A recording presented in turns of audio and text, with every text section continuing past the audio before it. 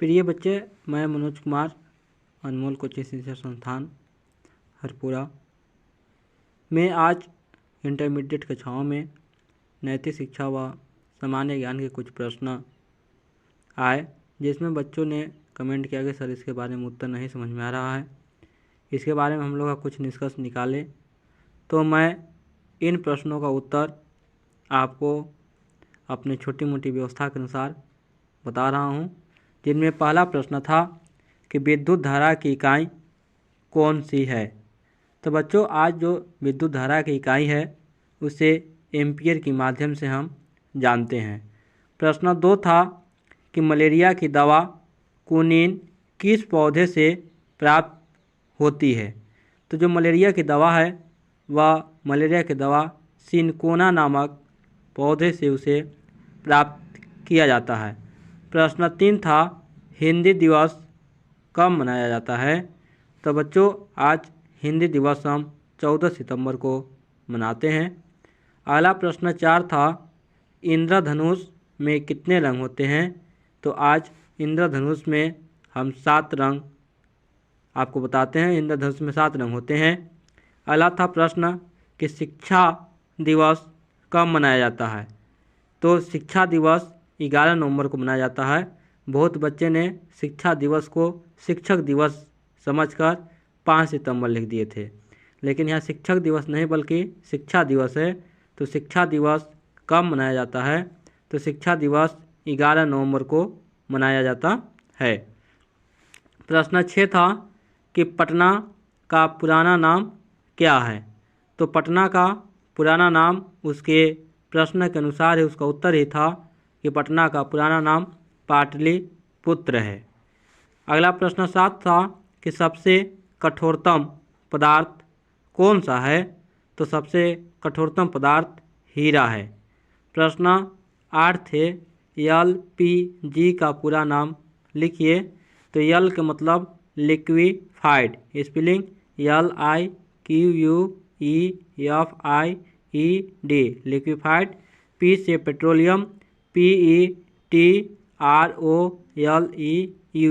Petroleum और GAS gas. LPG का पूरा नाम लिक्विफाइड पेट्रोलियम गैस।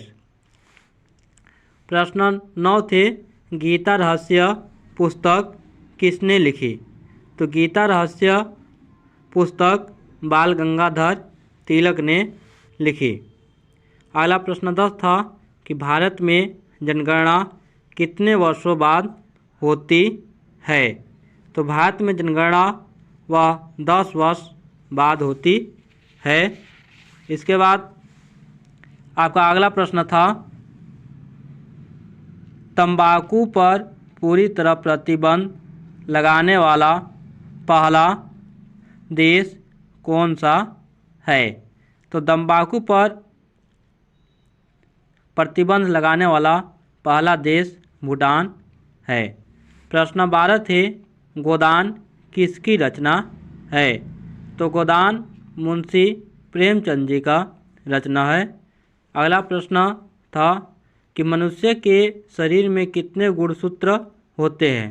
तो मनुष्य के शरीर में 23 जोड़े या 46 गुणसूत्र पाए जाते हैं।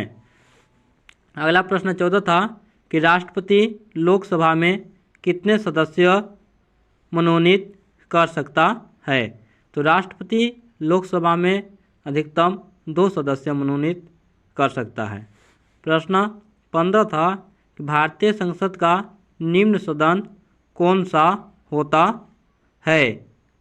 तो भारतीय संसद का निम्न सदन लोकसभा होता है। अगला प्रश्न था राज्यसभा का पदेन सभापति कौन होता है। तो राज्यसभा का पदेन सभापति उपराष्ट्रपति होता है। प्रश्न अगला था कि भारत के किस राज्य में चावल सबसे अधिक होता है। तो भारत के पश्चिम बंगाल में चावल सबसे अधिक होता है। प्रश्न 18 थे कि भारत का प्रधानमंत्री बनने के लिए कितनी आयु होना चाहिए। तो भारत का प्रधानमंत्री बनने के लिए 25 वर्ष की आयु होनी चाहिए। अगला प्रश्न था भारतीय राष्ट्रीय कैलेंडर का पहला माह कौन सा है। भारतीय राष्ट्रीय कैलेंडर के अनुसार पहला माह कौन सा है, तो पहला माह चैत्र होता है। अगला प्रश्न था सांची का स्तूप का निर्माण किसने करवाया था, तो सांची के स्तूप का निर्माण अशोक ने करवाया